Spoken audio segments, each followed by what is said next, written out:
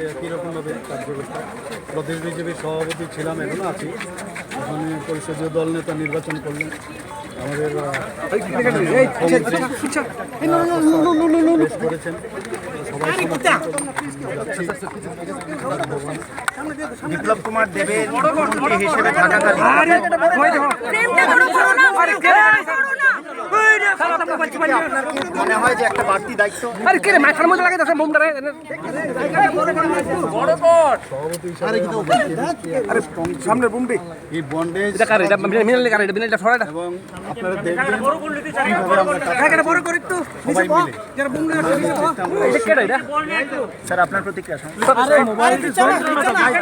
মানিক শাহ মহোদয়কে অনেক অনেক সাধুবাদ জানাই। উনি একজন ভালো ব্যক্তি এবং সাধু মানুষ।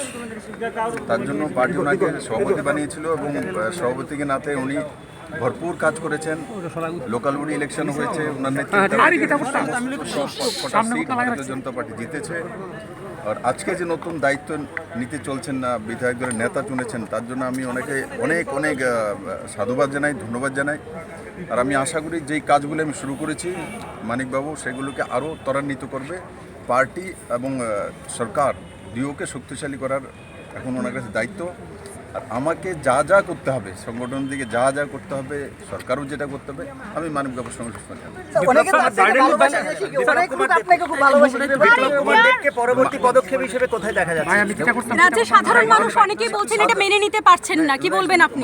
মানুষ আমাকে ত্রিপুরাতেই দেখবে। গ্রামে গঞ্জে শহরে যেভাবে আমি ঘুরি, পার্টির কার্যক্রমে যাই, সেভাবে আমি যাবো। আমি মানুষের পাশে থাকবো। ত্রিপুরাকে আমি ছাড়বো না। ত্রিপুরার মানুষকে যেই ত্রিপুরা দেওয়ার আমি অঙ্গীকার করেছি সেই ত্রিপুরা নিশ্চিত পাবে। রাজ্যবাসী জানতে চাইছেন হঠাৎ কেন এই সিদ্ধান্ত আপনার?